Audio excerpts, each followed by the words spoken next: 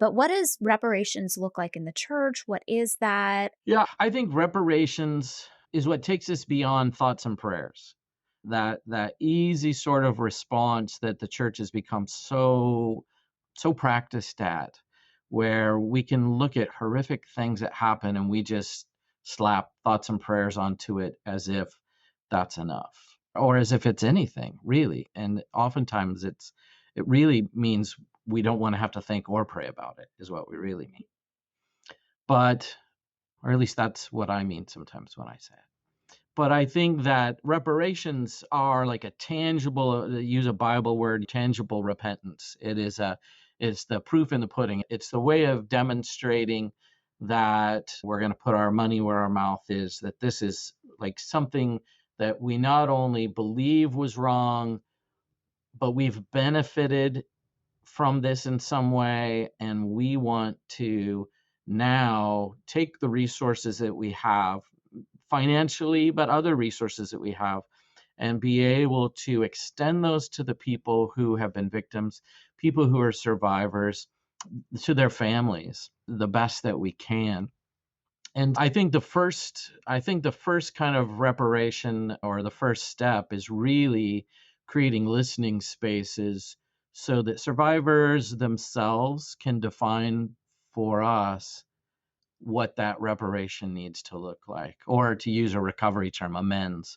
What can we do to make amends, and let them define for us, instead of us conjuring up in our heads, oh, this is what they're looking for, oh, this is what they want. And I've been in situations with people before where people think, oh, they're going to come and they're going to sue the church and they want to take our building away. And then the people who've been wronged, they just say, I'm just looking for a letter of apology. Like, that's all I want. Just tell me you're sorry. And that seems to be so hard to give, but it shouldn't be. So I think that there needs to be definition by those who are survivors of abuse, to define for us what would say to you that we really are invested in seeing your healing, you being well, and letting you know that we acknowledge that we have done you harm. We've been a part of a community that has done harm to you, and we want we can't take away what's been done, but we can let you know that we really do care deeply about it.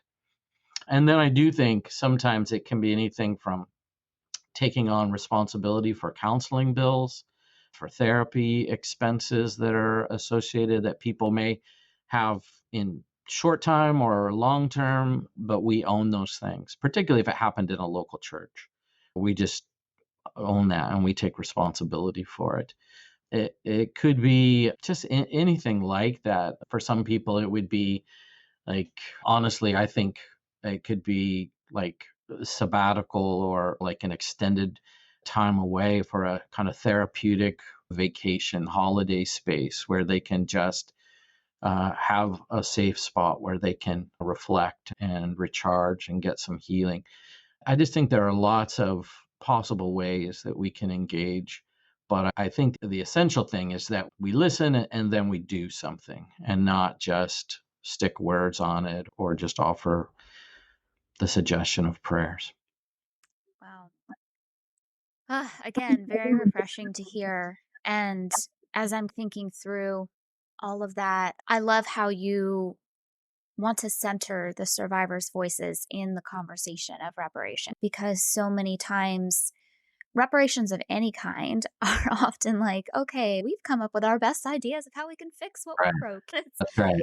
Maybe you should ask somebody who's actually had something harm them what they'd actually want. And I think that church abuse would be taken a lot more seriously if churches were required to do some sort of a Yeah, reparation. Now, I don't think I agree. that's going to happen, but if it really was like I'm thinking of these mega churches where there's so many people who've been abused, and these mega churches are raking in millions and millions of dollars. And if they were actually required to then set a line item in their That's budget for all of that, again, going back to our previous conversation about how money is often tied in, I think Yeah. we'd see some changes pretty quick just out of self-preservation.